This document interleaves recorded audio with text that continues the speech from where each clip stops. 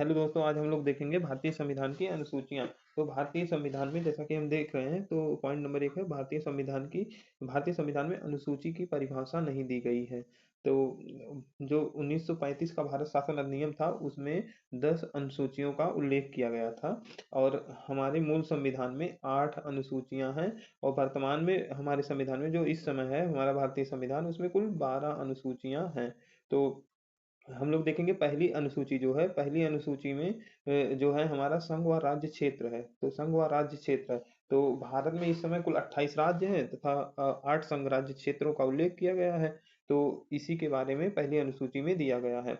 यदि हम भारत में नए राज्यों का निर्माण होता है तो उसमें अनुसूची 1 में संशोधन किया जाएगा और दूसरी अनुसूची जो है, ये जो दूसरी अनुसूची है उसमें वेतन के बारे में उल्लेख किया गया है और इसके तहत राष्ट्रपति, उपराष्ट्रपति, प्रधानमंत्री, लोकसभा के अध्यक्ष, राज्यपाल और सुप्रीम कोर्ट के न्यायाधीश, हाई कोर्ट के न्यायाधीश, भारत का कैग और मुख्य निर्वाचन आयुक्त और आदि के वेतन वेतन संबंधी प्रावधान किए गए हैं। अनुसूची 2 में वेतन का प्रावधान किया गया है। जैसे अनुसूची 2, तो क्या दो? वेतन दो। तो इस प्रकार हमारे अनुसूची जो 2 है उसमें वेतन का प्रावधान किया गया है और भारतीय संविधान के अनुसूची 2 में किस-किस के वेतन का प्रावधान किया गया है, ये हम लोग देख लिए और कितने वेतन का प्रावधान किया गया है, जो इस प्रकार है।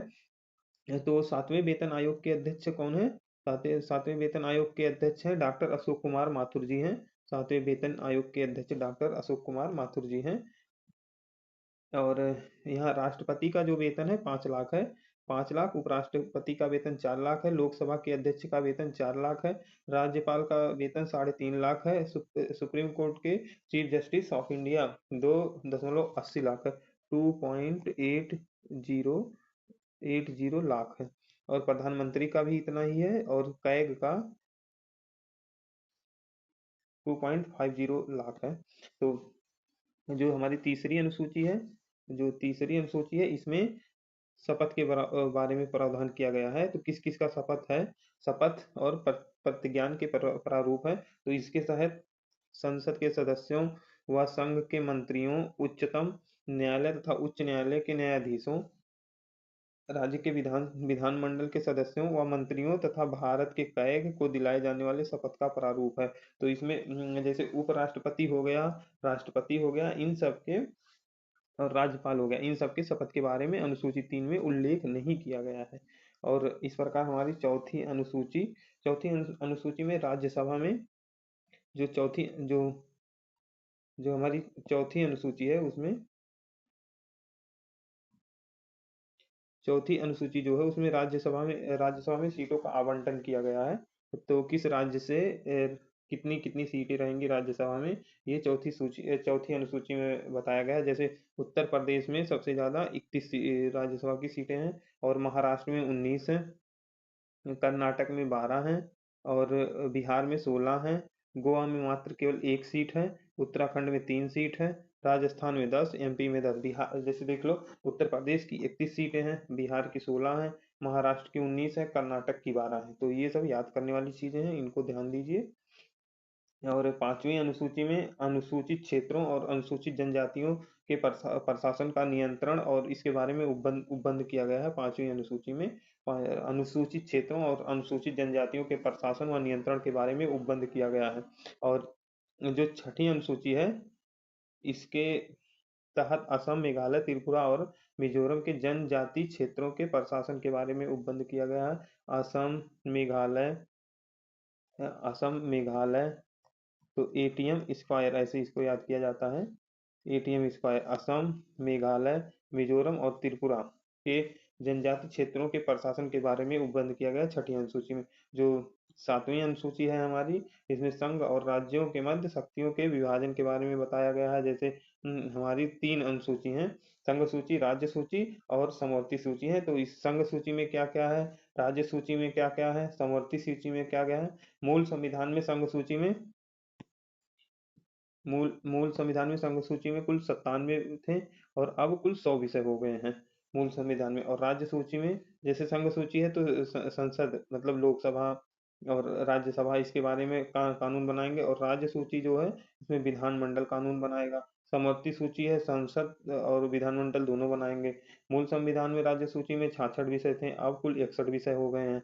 और समवर्ती सूची में मूल संविधान में 47 विषय थे, अब कुल 52 विषय हो गए। और जैसे संघ सूची में हमारा रेलवे आता है, मुद्रा आता है, बैंकिंग आता है, परमाणु ऊर्जा आता है, युद्ध आता है, डाक आता है, नागरिकता, राष्ट्रीय आपात, सुप्रीम कोर्ट, हाई कोर्ट, संचार, जल परिवहन, जनगणना, थल परिवहन, वायु परिवहन आदि आते हैं। और राज्य सूची में हमारा आता है पुलिस, पुलिस आता है, कारावास आता है, साफ सफाई आता है, स्वास्थ्य आता है, पंचायत आता है, नगर पालिका आता है, जिला न्यायालय, भूमि, चिकित्सा, राज्य लोक सेवा, कब्रिस्तान, शमशान घाट, राज्य निर्वाचन आयोग, इतना हमारा राज्य सूची में आता है। और जो समवर्ती सूची में आता है वो पर्यावरण हो गया। ये समवर्ती सूची है, ये सब राज्य सूची है। और ये संघ सूची, ये संघ सूची है सब।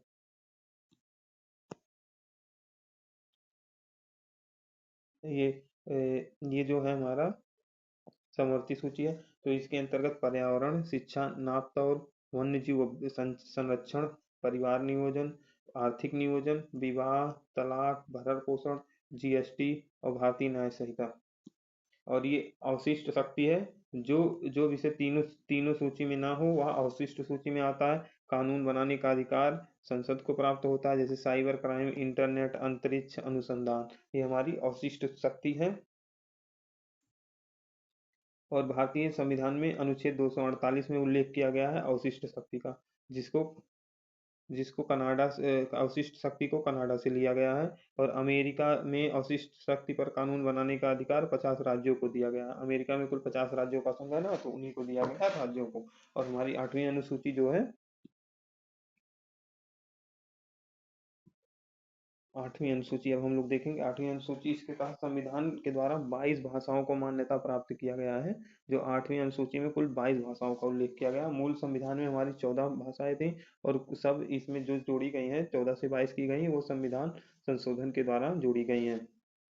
तो जो पहले 14 भाषाएं थी वो है असमिया, बांग्ला भाषा, संस्कृत, तमिल, कन्नड़, मलयालम, कश्मीरी, मराठी, पंजाबी, गुजराती, हिंदी, उर्दू और उड़िया, ये सब 14 भाषा ये थी। और 21वीं संविधान संशोधन में सन 1967 ईस्वी में सिंधी भाषा को 15वीं भाषा के रूप में मान्यता दी गई। और 71वें संविधान संशोधन में नमक, ये जो ट्रिक है, नेपाली, मणिपुरी, कोंकणी को जोड़ा गया। और 92 संविधान, इन दोनों को ऐड कर दोगे तो ये 92 हो गया। 21 21 और 71 को ऐड करोगे तो 92 आ जाएगा। तो ये 2002 में हुआ था, और ये 1967 में, ये 1992 में।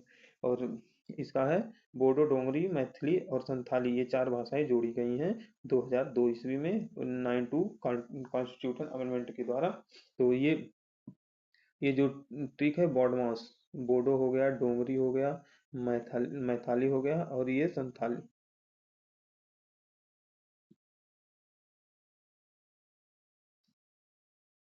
कौन कौन सी भाषा हमारी भारतीय अनुसूची 8 में नहीं है? तो ये है हमारी अंग्रेजी नहीं है, अवधी नहीं है, भोजपुरी नहीं है, राजस्थानी नहीं है, और हरियाणवी, ये हमारी 8वीं सूची में ये भाषाएं नहीं शामिल की गई हैं। तो अब हम लोग देखेंगे 9वीं अनुसूची। ये 9वीं अनुसूची, यह अनुसूची मूल संविधान में नहीं थी। इसको कॉन्स्टिट्यूशन फर्स्ट, पहले का संविधान संशोधन के द्वारा सन 1951 के द्वारा जोड़ा गया। और इसके अंतर्गत उन विषयों को शामिल किया गया है जो वाद योग्य नहीं है, जैसे भूमि सुधार कानून, चकबंदी कानून, जमींदारी उन्मूलन आदि। वर्तमान में 9वीं संविधान अनुसूची को आंशिक रूप से वाद योग्य बना दिया गया है। जैसे 9वीं अनुसूची है भूमि सुधार, इसका है। और जो 10वीं अनुसूची है, यहाँ यहाँ 52 कॉन्स्टिट्यूशन अमेंडमेंट 1985 के द्वारा जोड़ा गया है। यह अनुसूची दल बदल कानून है, दल बदल कानून से संबंधित है। तत्काल ये जिस समय जोड़ा गया था उस समय हमारे प्रधानमंत्री राजीव गांधी थे, और राष्ट्रपति ज्ञानी जैल सिंह थे। और हमारी 11वीं अनुसूची और 12वीं अनुसूची, 11वीं अनुसूची को 73 कॉन्स्टिट्यूशन के द्वारा जोड़ा गया था। 73वें संविधान संशोधन 1992 के द्वारा जोड़ा गया था। इसके अंतर्गत पंचायतों को कार्य करने के लिए कुल 29 विषय प्रदान किया गया है। और 12वीं अनुसूची जो है यह संविधान